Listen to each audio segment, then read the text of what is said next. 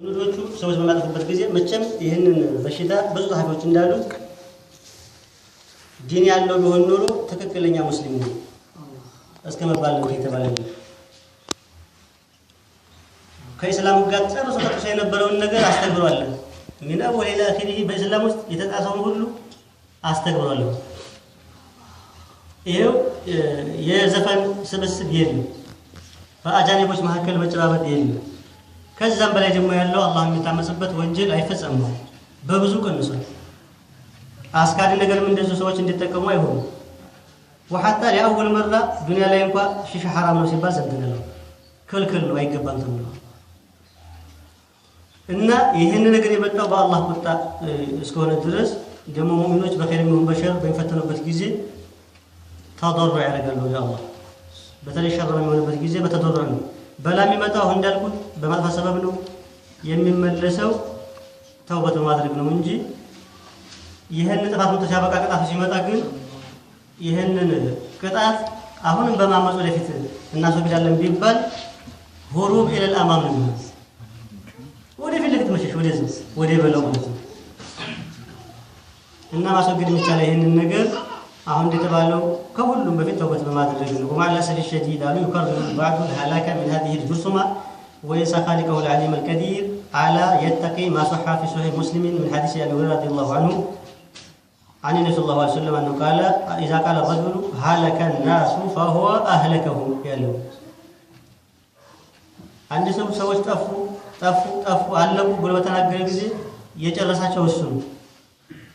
ሰዎች አሁን እንደተባለው አለቃችሁ ተጎዳችሁ በሚባልበት ጊዜ ጭንቁ አስቀድሞ ሰው ከበሽታ በፊት እንት እየጎዳው ነው ብዙ።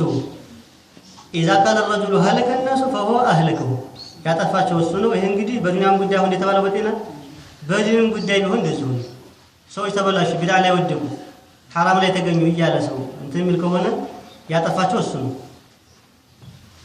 ሰዎች በልክ እዛ ነገር ላይ እንዲሄዱ ይሆናሉ። አሁን ደግሞ እንደተባለው በሽታ ሲሆን በስጋት ሰበብ ሰዎች እንዲጠፉ ይሆናሉ አሁን እንዳለው። እና አንድ ሙእሚን ቀልብ ላይ ሰኪና ሊያረፍ የሚችለው ሙባለጋ ማድረግ ማጋነን ሲተው ሰበቡን ቢሆን ይደረጋል እንጂ በዋነኝነት አሁን እንዳልኩት ወደ አላህ መመለስ ነው። وهذه الكلمة كورونا قالوا كلمة لاتينية تعني التاج كراون مثلا سمي الفيروس بهذا الاسم لأنه يأخذ شكل التاج هكذا يظهر في المجهر الإلكتروني قالوا ስለተጻፈ እንጂ ይሄንን ያበናቀም ባናቀም ግደለም ቃሉ ላቲኒ ነው እያሉ ይሄንን በዛም ሀገር ትርጉሙ በዛ ሀገር ቋንቋ ታጅ ማለት ነው። ራስ ላይ የሚደፋ እንትን የመሰለ ስለሆነ ሲታይ በሚጅሃሩ ከዛ እንደ ያለ ነው አሉ። ስሙ ጋራኛ ችግር አይኖርብንም። ሁሉ ሸይ ቢቀዳኢ ላይ ወቀደሪሂ ሁሉም ነገር የሚሆነው በአላህ ውሳኔ እና ፍርድ ነው። እንግዲህ በአዘን አላህ ወሰነው ነገር አለ። ይሄን ዓለም ከመخلቁ በፊት 50 ዓመት ተሰናቀድሙ። ይሄ ደግሞ አሁን የሚሆነው ነገር ቀደር ተብሎ ወይም በግልባጩ ይጠራል። አንድ ሙእሚን እንግዲህ ሙሲባ መጣበት ጊዜ ትልቁ ጦማና የሚያገኝበት የሚረጋጋበት በአላህ ተወኩል ማድረግ ይሄ ሙሲባ እንዲለቀው እሱን መጠየቅ አንድ ነገር ምድር ላይ ያለ አላህ ፍላጎት እንደማይሆን በማወቅ ነው። እኛ ስለተነካካን ሰዎች ጋር አድዋ ይኖራል ብለን ባለማመን ነው። ሰዎች ጋር ስለተጨባበጥን ነው ስለተደባለቅን ይመጣል ብለን አናም እንደ እስላም ወላኪን ሰበብ ሊሆን ይችላል። ወዴት ምንናቸው ሐዲሶች አሉ። በእስላም ተላላፊ የሚለው ስያሜ ራሱ ለማንኛውም በሽታ መስጠት ሙሐረም ነው።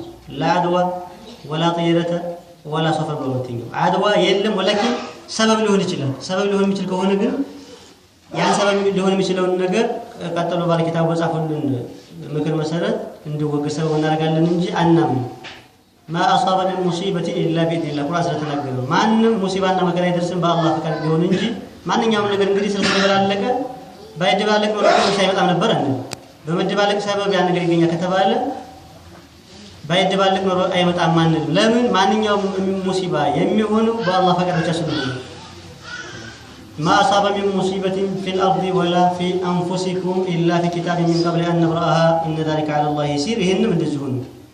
ያችን ሳትፈልግ በፊት ተቀደረ ነገር ካለ ያን ነገር እንደሆነ አሁንም وما أصاب من مصيبة إلا بإذن الله ويؤمن بالله يهدي قلبه ማንም ሙሲባ አይደርስም አንድ አካል ላይ በአላህ ኢዝን ቀደርይ በሆነ ውሳኔ ቢሆን እንጂ ይሄን ዓለም ከመተለቁ በፊት 50 ሺህ ዓመት ቀድሞ የተወሰነልን አይደለም